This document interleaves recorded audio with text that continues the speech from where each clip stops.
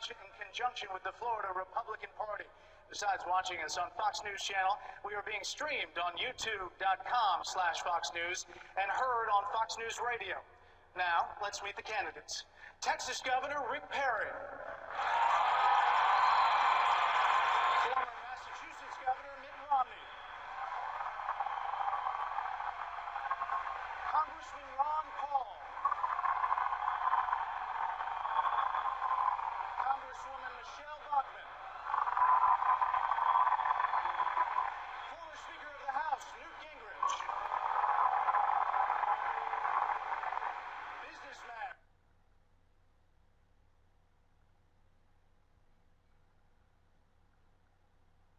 Herman Cain. Former Senator Rick Santorum. Former Utah Governor John Huntsman. And former New Mexico Governor Gary Johnson. Joining me at the big desk tonight, my Fox News colleagues, Megyn Kelly and Chris Wallace. With our partner Google, we have some new features we'd like to quickly tell you about. Throughout the night, we'll be playing some questions from viewers who posted their video and text questions on YouTube. We will also be polling viewers on key issues while the debate is on.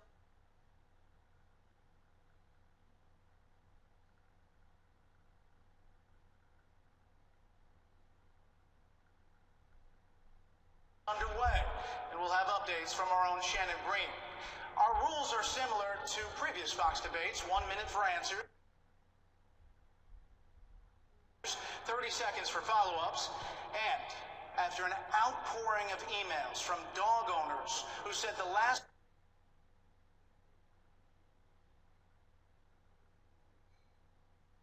bell sounded like their doorbell, we have a new sound for the candidates if they run too long.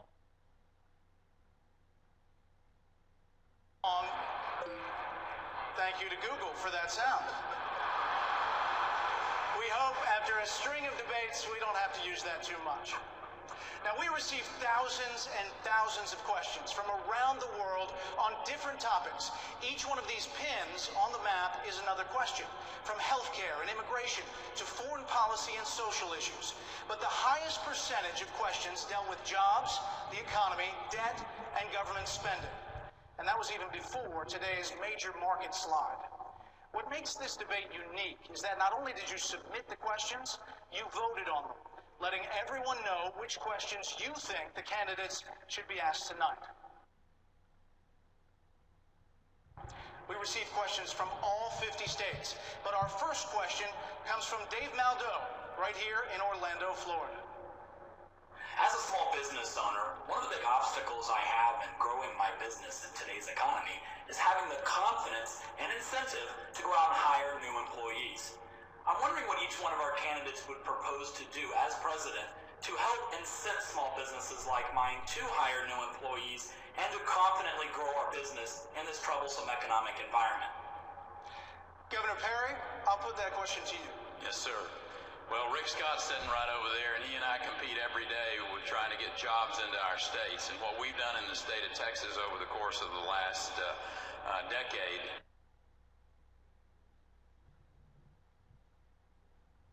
is to lower that tax burden on the small businessmen and women, have a regulatory climate that is fair and predictable, and sweeping tort reform that we passed in 2003 that told personal injury trial lawyers, don't come to Texas because you're not going to be suing our doctors frivolously. That's the way you get the government off of the back of small businessmen and women, and that's the way you free up those small business entrepreneurs where they know that they can risk their capital and have a chance to have a return on investment. If it'll work in the state of Texas, it'll work in Washington, D.C., and that's exactly what I'm going to bring to Washington when I go there in January of 2013. Governor Perry, the thing we heard from most people who submitted questions is they wanted specifics, they wanted details. Most of the people on the stage, opponents, have a specific jobs plan on paper that people can read. Where's your jobs plan? Well, you'll see a more extensive jobs plan, but the fact of the matter is you look at the state of Texas and see what we've done there from the standpoint of lowering that tax burden, the regulatory climate in the state of Texas. We've taken those types of regulations off of the throat of small business operators. People understand that the state of Texas during the last decade, something special happened there. It was the #1 state for relocation for 5 years in a row, and we plan on keeping it that way, Rick. Governor Romney, you have a specific plan.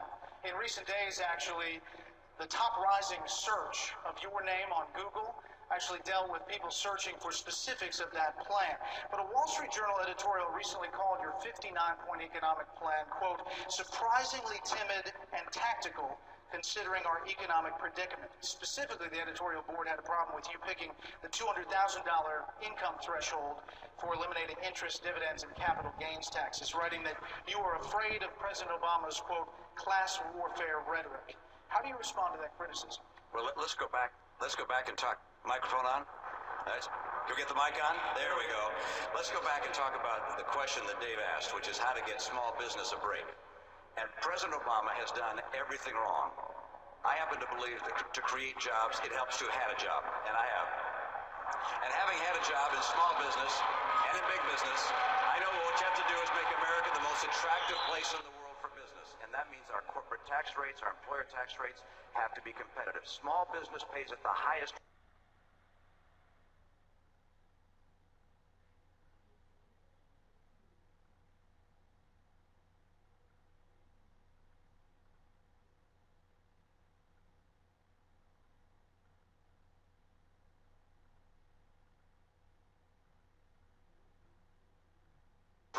We need to get those rates down to globally competitive levels. Number 2, government and regulators have to be allies of business, not foes. Number 3, we've got to become energy secure in this country. Number 4, we have to have trade policies that work for us, not just for the other guys, and crack down on cheaters like China. And my list goes on in my 59 points. But finally, let me tell you this. I know there are some that say, look, we should lower taxes for the very highest income people. Other folks have different plans. My view is very simple. The people that have been hurt most by the president's economy, the Obama economy, has been the middle class. That's why I cut taxes for the middle class. So, sir, what do you consider rich? Is $500,000 rich, $1 million rich? At what income does someone reach your definition of rich? I don't try and define who's rich and who's not rich. I want everybody in America to be rich. I want people in this country to have opportunity. And I want everybody to have the kind of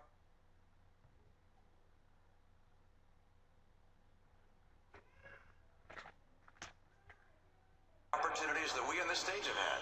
I want people in America to recognize that the future will be brighter for their kids than it was for them.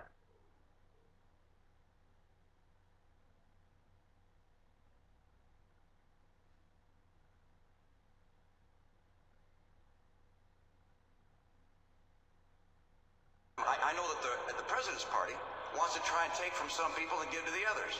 That isn't the way to lift America. The way to lift America is to give people opportunity and to let them enjoy the freedoms that have made us the envy of the world. Governor, thank you very much. Occasionally through the debate, we will ask the same questions we ask the candidates to you at home. The first one, what is your definition of rich? You can vote on that answer at youtube.com/Fox News. We'll bring some of those results throughout the show with Shannon Bream. Now to my colleague, Megyn Kelly. Thanks, Brett. Congresswoman Bachmann, after the last debate, a young member of the California Tea Party said he didn't feel that he had had his question fully answered. And it's a question that received the most votes on Google and YouTube on the list as well. The answer to his question is a number.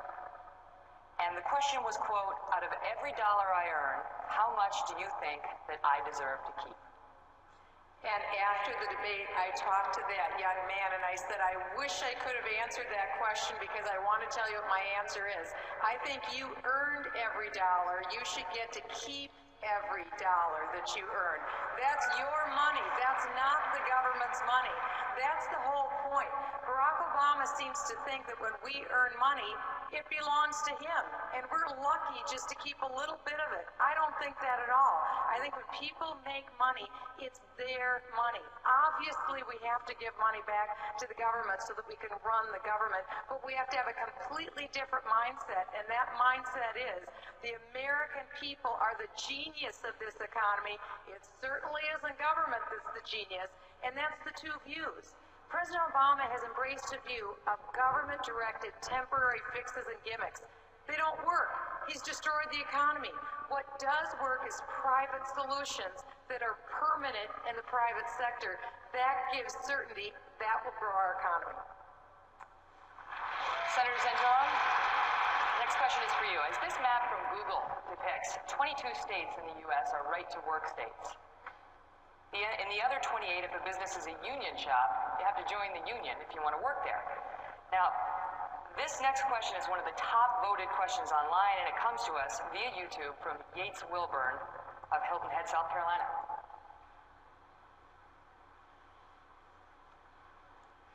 With unemployment numbers remaining above 9%, union issues such as the National Labor Relations Board union battles in state legislatures across the country have become incredibly relevant to the national discussion.